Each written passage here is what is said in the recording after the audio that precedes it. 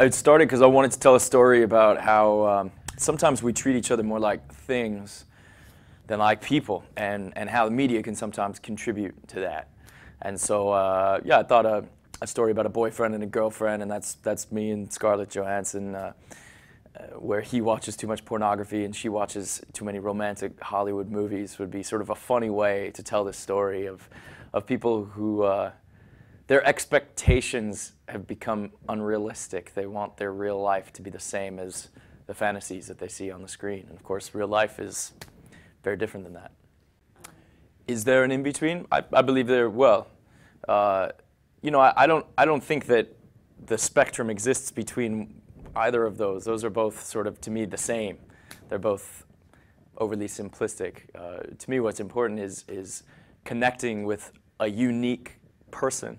That every single individual person is unique, and therefore every relationship between two people is unique. And I think what love is embracing what is unique about a relationship, rather than wanting it to be the same as something that you've heard about before.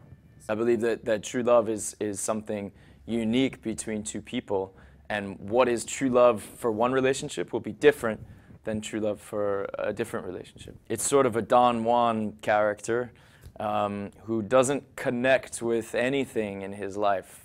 Not the women in his life, but also not his family, not his friends. Everything is sort of a thing, an object for his consumption. And, but it's not satisfying for him.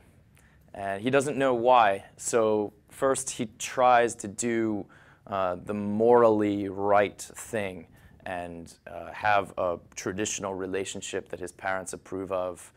And so he gets together with the prettiest girl in the world, and she is this character who is much like him.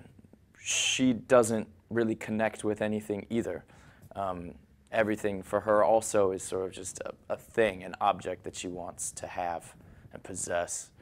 Well, I don't want to spoil the movie, but eventually there is a hopeful ending. Traditionally, you know, a Don Juan story is a tragedy where the main character is destroyed by his shortcomings, but I wanted to be more optimistic than that. I'd like to believe that people can change. And so by the end of this story,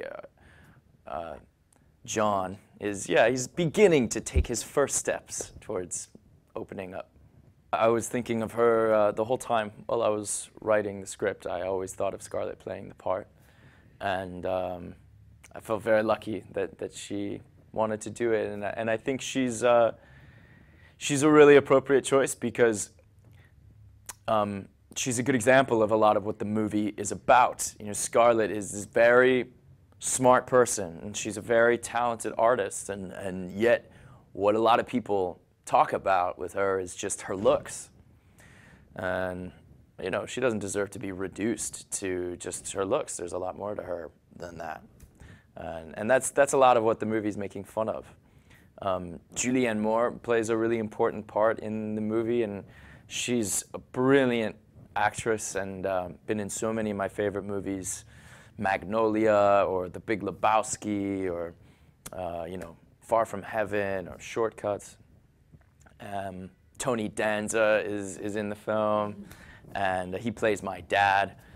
Because while the story is largely about how media influences our lives, it's also important to note that, you know, someone's upbringing is very, very important as well. And so you can see why the Don Juan character, Jon, has become the way he has become, because his father is much the same way. For me, it was all one process. When I was coming up with the story, I was always thinking about how to perform the character, as well as how I would want the camera to be, and how I would want the editing to be, and how I'd want the music to be. And to me, they all play together as elements of one storytelling process. So it didn't feel divided up. It felt, you know, just like one job. Yeah, absolutely. I was thinking of the music the whole time I was writing, and I love timing and rhythm, and I love it when the editing and the music and the dialogue and everything works together to tell the story. And I worked with Nathan Johnson, who made the music for the movie I was in, Looper and Brick, and he and I have made several short films together, and he's a dear friend. It was so much fun for me to get to make the music, because as an actor, you don't participate in that part of the process. It just comes as a surprise later. And you're right, it is like another character. So, you know, as an actor, you perform this scene, and then it's like they add another character later that you don't know about. But so as a director, I got to really play with the music, and that was really satisfying and fun. Yeah, right now I'm directing a television show, actually.